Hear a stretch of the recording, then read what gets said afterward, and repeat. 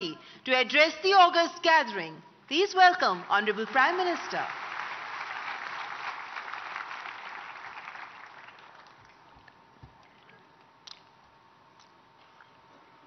केंद्रीय मंत्रिमंडल के मेरे साथी अश्विनी वैष्णव जी,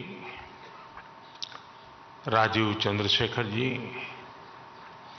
जिपे के आउटगोइंग चेयर जापान के मिनिस्टर हिरोशी योशिदा जी, मेंबर कंट्रीज के अन्य मिनिस्टर्स, अन्य महानुभाव, देवी और सज्जनों,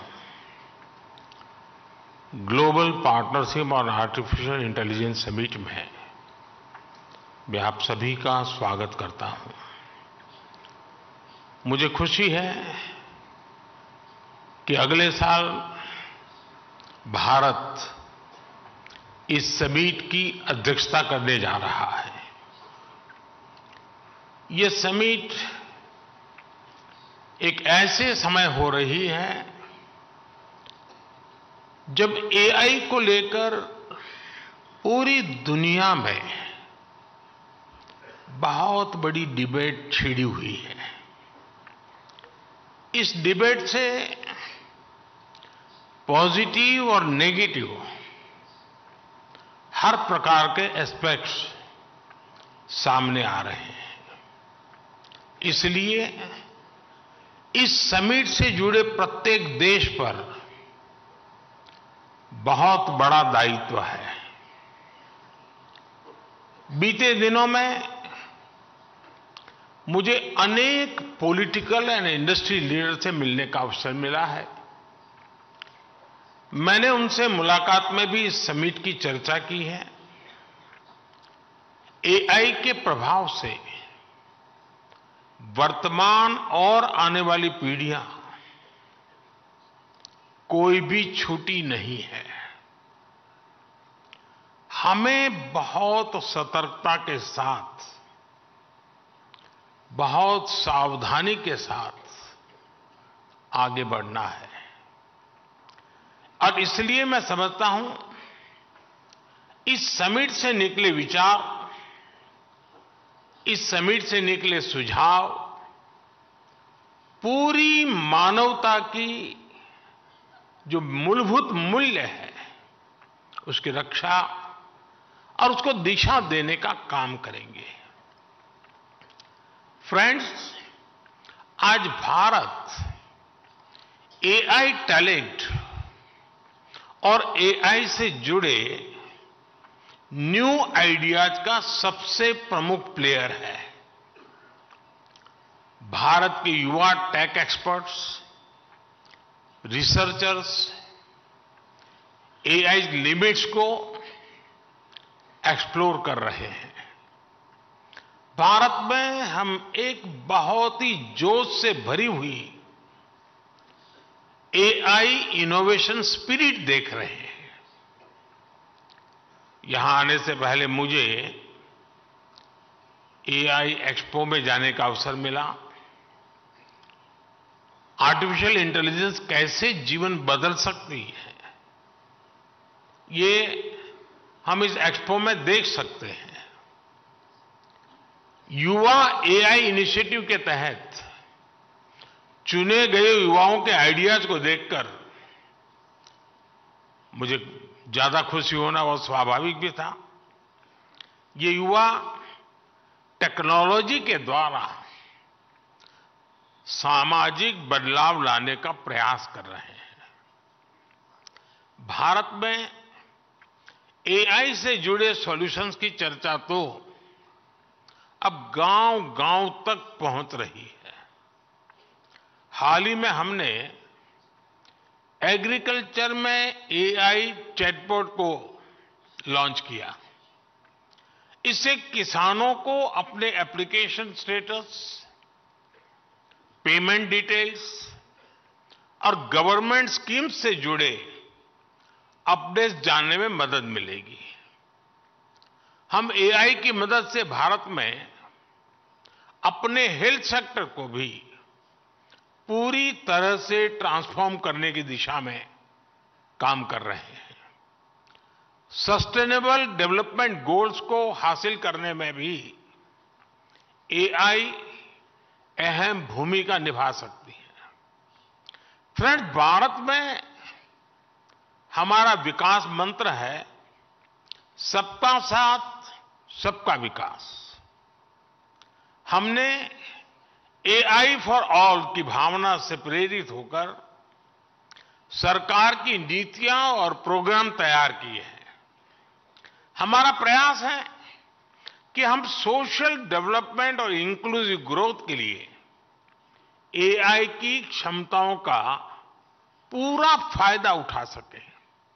भारत एआई के रिस्पॉन्सिबल और एथिकल यूज के लिए भी पूरी तरह कमिटेड है।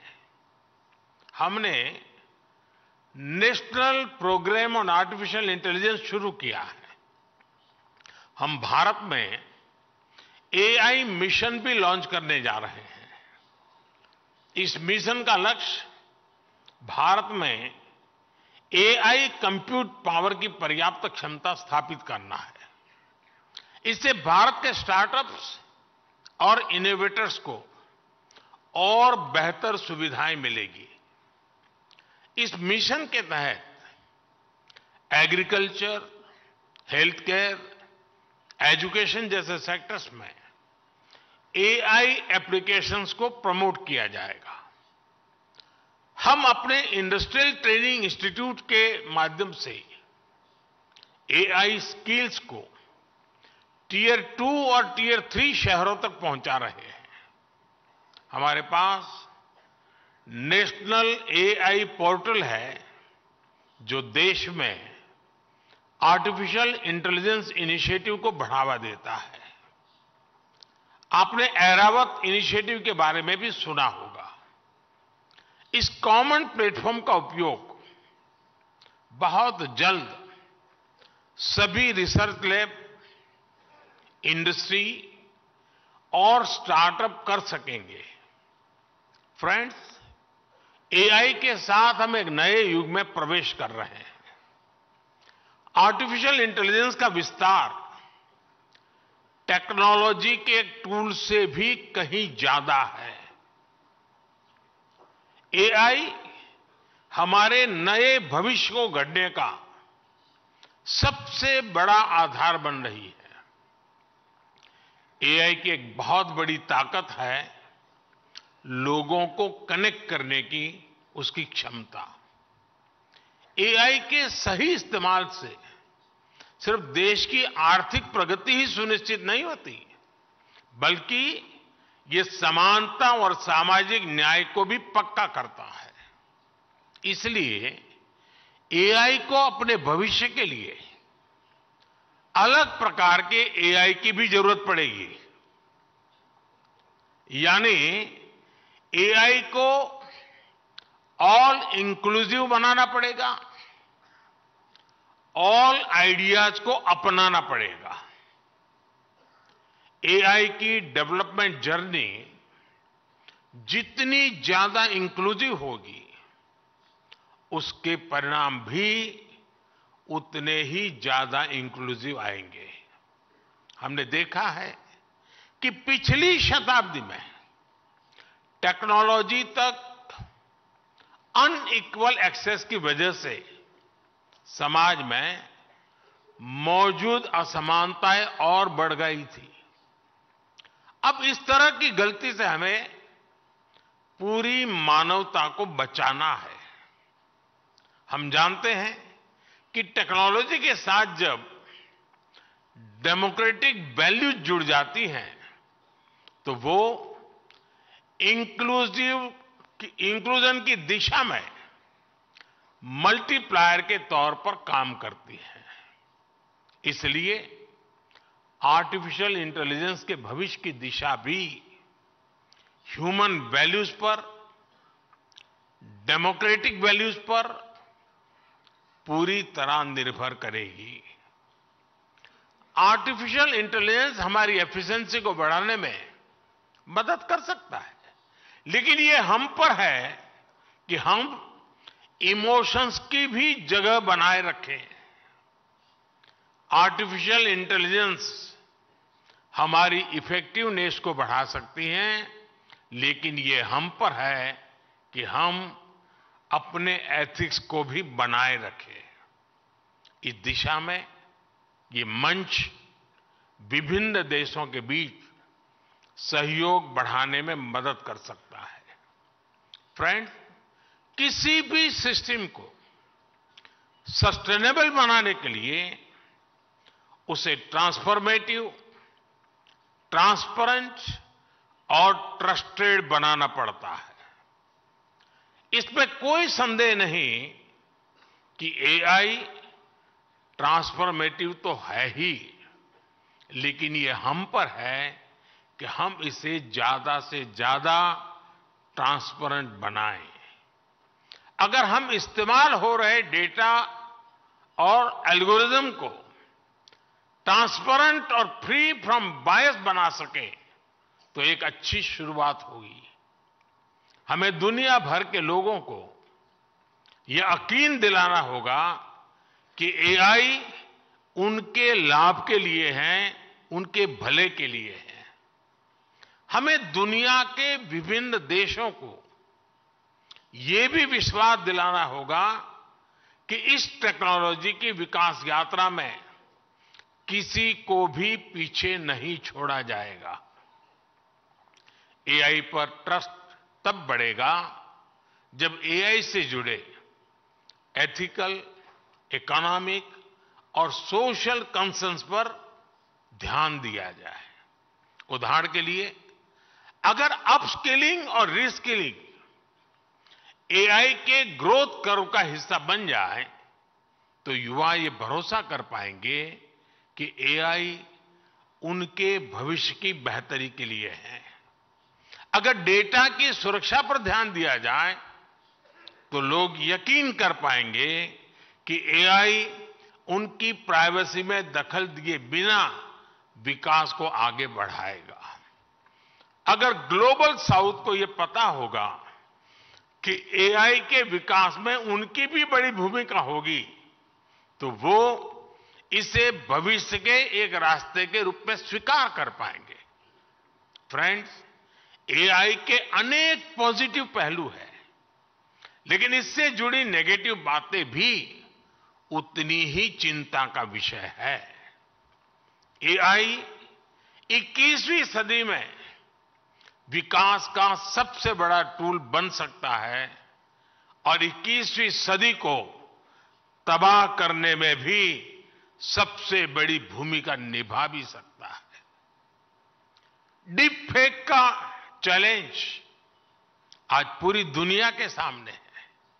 इसके अलावा साइबर सिक्योरिटी, डेटा थेफ्ट और आतंकियों के हाथ में एआई टूल्स के आने का भी बहुत बड़ा खतरा है। अगर आतंकी संगठनों के पास एआई लेस हथियार पहुंच जाए तो उससे ग्लोबल सिक्योरिटी पर बहुत बड़ा असर होगा। हमें इस विषय पर चर्चा करके एक ठोस प्लान तक पहुंचने की जरूरत है कि कैसे एआई के गलत इस्तेमाल को रोका जाए। इसलिए ही G20 प्रेसिडेंसी के दौरान हमने responsible, human centric AI governance का फ्रेमवर्क तैयार करने का प्रस्ताव रखा था। G20 न्यू दिल्ली डिक्लेरेशन ने एआई प्रिंसिपल्स के प्रति सभी सदस्य देशों के कमिटमेंट की पुष्टि की है। सभी सदस्यों में एआई के उपयोग से जुड़े खतरों को लेकर एक अंडरस्टैंडिंग थी। जिस तरह हमारे पास विभिन्न अंतर्राष्ट्रीय मुद्दों के लिए समझौते और प्रोटोकॉल्स है, उसी तरह हमें एआई के एथिकल यूज के लिए मिलकर ग्लोबल फ्रेमवर्क तैयार करना होगा। इसमें हाई रिस्क या फ्रंटियर एआई टूल्स की टेस्टिंग और डिप्लॉयमेंट के लिए प्रोटोकॉल भी शामिल होगा। इसके लिए कन्विक्शन, कमिटमेंट, कोऑर्डिनेशन और कोलैबोरेशन की सबसे अधिक जरूरत है। हमें मिलकर ऐसे कदम उठाने ही होंगे जिससे एआई का रिस्पॉन्सिबल यूज सुनिश्चित हो सके। आज इस समिट के माध्यम से भारत पूरे वैश्विक जगत का आह्वान करता है कि इस दिशा में हमें अब एक पल भी गंवाना नहीं है। इस साल में अब कुछ ही दिन बचे हैं, नया साल आने ही वाला है। हमें एक तय समय सीमा के भीतर ग्लोबल फ्रेमवर्क को पूरा करना ही होगा। मानवता की रक्षा के लिए ये किया जाना बहुत ही जरूरी है। फ्रेंड्स, एआई सिर्फ एक नई टेक्नोलॉजी ही नहीं है, ये एक वर्ल्ड वाइड मूवमेंट बन गई है। इसलिए हम सभी का मिलकर काम करना बहुत ही आवश्यक है। अगले 2 दिन आप सभी बहुत से विषयों पर चर्चा करेंगे। मैं तो जब भी किसी एआई एक्सपर्ट से मिलता हूं तो अपने सवाल और सुझाव रोक नहीं पाता। आज आप एक्सपर्ट से बातें करते हुए भी कई बातें मेरे मन में आ रही हैं। हमें ये सोचना होगा कि एआई जनरेटेड इंफॉर्मेशन की क्रेडिबिलिटी को कैसे बढ़ाया जा सकता है। ऐसे क्या डेटा सेट्स हो सकते हैं जिनके उपयोग से हम एआई टूल्स को ट्रेन और टेस्ट कर सकें। किसी एआई टूल को मार्केट में रिलीज करने से पहले कितना टेस्ट करना चाहिए, इस पर भी जरूर सोचना चाहिए। क्या हम कोई सॉफ्टवेयर वाटरमार्क इंट्रोड्यूस कर सकते हैं जो ये बताएं कि ये इंफॉर्मेशन या प्रोडक्ट एआई जनरेटेड है। इससे जो व्यक्ति एआई जनरेटेड इंफॉर्मेशन का इस्तेमाल करेगा उसे उसकी लिमिटेशंस के बारे में पता रहेगा। एक बात मैं भारत में केंद्र सरकार और राज्य सरकार के दिग्गजों से भी कहूंगा, सरकारों के पास योजनाओं से जुड़ा विभिन्न तरह का डेटा होता है। इसका उपयोग एविडेंस बेस्ड डिसीजन मेकिंग में कैसे कर सकते हैं? क्या हम ऐसे डेटा का एआई टूल को ट्रेन करने में उपयोग कर सकते हैं? क्या हम एक ऐसा ऑडिट मैकेनिज्म स्थापित कर सकते हैं जिसमें एआई टूल्स को उसकी क्षमता के आधार पर रेड, येलो या ग्रीन में कैटेगराइज किया जा सके? क्या हम एक इंस्टीट्यूशनल मैकेनिज्म स्थापित कर सकते हैं जो रेजिलिएंट एम्प्लॉयमेंट को सुनिश्चित करे? क्या हम standardise global AI education curriculum ला सकते हैं? क्या एआई ड्रिवन फ्यूचर के लिए लोगों को तैयार करने के स्टैंडर्ड तय कर सकते हैं? ऐसे अनेक सवालों पर सरकार से जुड़े लोग और आप सभी एक्सपर्ट्स जरूर विचार करें। फ्रेंड्स, आप जानते हैं कि भारत में सैकड़ों भाषाएं बोली जाती हैं, हजारों बोलियां हैं। डिजिटल इंक्लूजन को बढ़ाने के लिए एआई की मदद से स्थानीय भाषा में डिजिटल सर्विसेज कैसे उपलब्ध कराई जा सकती हैं, इस बारे में भी सोचें। जो भाषा अब नहीं बोली जाती उसे एआई की मदद से कैसे रिवाइव किया जा सकता है, इस पर भी काम करें। संस्कृत भाषा का नॉलेज बेस और लिटरेचर बहुत समृद्ध है, उसे एआई की मदद से कैसे आगे बढ़ाया जा सकता है, इस पर भी सोचें। एआई की मदद से वैदिक मैथमेटिक्स के मिसिंग वॉल्यूम्स को क्या फिर से जोड़ा जा सकता है, इस बारे में भी प्रयास किया जाना चाहिए। फ्रेंड्स, मुझे विश्वास है कि ये समिट आइडियाज एक्सचेंज करने का बेहतरीन अवसर उपलब्ध कराएगी। मैं चाहता हूं कि इस समिट में शामिल होने वाले हर डेलीगेट के लिए एक ग्रेट लर्निंग एक्सपीरियंस साबित हो। अगले 2 दिनों तक आप एआई के विभिन्न पहलू पर गहनता से विचार विमर्श करेंगे। मुझे आशा है कि हमारे पास स्पेसिफिक आउटकम्स होंगे। इन पर अमल करके हम एक रिस्पॉन्सिबल और सस्टेनेबल फ्यूचर के निर्माण का रास्ता जरूर सशक्त करेंगे। आप सभी को मेरी बहुत बहुत शुभकामनाएं हैं। बहुत बहुत धन्यवाद। नमस्कार।